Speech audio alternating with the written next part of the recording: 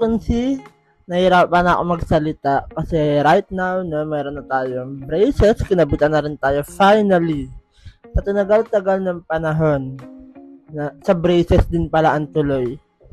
Kasi matagal ko nang gusto magpa-brace, okay, bago pa mag-pandemic, nag-aasikaso na talaga ako, naghanap pa ng dental na pwedeng tumulong sa akin para ayusin yung bibig ko. Pero for some reasons, kaya hindi nila ako ginagawa ng braces kasi medyo complicated yung condition nun sa akin. Kailangan kong maayos yung bite ko. So, maraming mga nagsabi na kailangan kong mag-undergo ng surgery until such time na meron ako napuntahang clinic na yun nga, ang sabi sa akin, unahin ko na rin magpa-ortho, which is magpa-brace, and saka ako na isipin ng surgery kasi matagal na proseso yon at saka mahal. So, yun.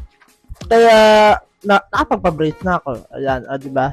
So, long days pa lang ba to? 2 days pa lang. Kasi Sunday, Monday, Tuesday. So, 2 days pa lang ako naka-brace. Kaya, pinapractice ko yung sarili kong magsalita.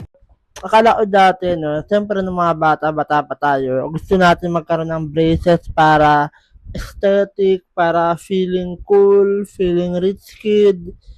Pero nung na-experience ko first hand kung paano magka-braces, grabe, sobrang sakit, sobrang stressful. Okay, so ako, di ba sabi ko nga sa inyo, first time ko magpa-brace and 2 days pa lang to kasi nagpa-brace ako Sunday, so Tuesday ngayon, so 2 days pa lang and ang una ko na experience, ang hirap magsalita, ang hirap ngumuya, at higit sa lahat, nakakahilo. So, for me, hindi ako yung katulad ng iba na masakit yung ngipin talagang totally. Pero, meron ano ako sa sakit ng ulo. Meron sumasakit yung ulo ko. And, namamaga siya kasi tumatama yung bracket sa dito. Kaya feeling ko magkaasingaw na ako any moment and nakikita ko sa labi ko parang dalawang singaw yung magkakaroon ako. Imagine, 2 days pa lang, dalawang singaw na kagad. What the man? Aray ko. So, ito nga pala yung aking dental kit.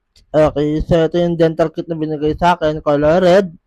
And, hindi ko pa siya masyadong na mamaster. Okay, katulad na lang ng pagde-dental floss. Hirap na hirap ako, hindi ko talaga siya magawa. Kailangan ko ng mag-suggest nga kayo kung mayroong mas madaling paraan sa dental floss. Tapos, yung orthowax.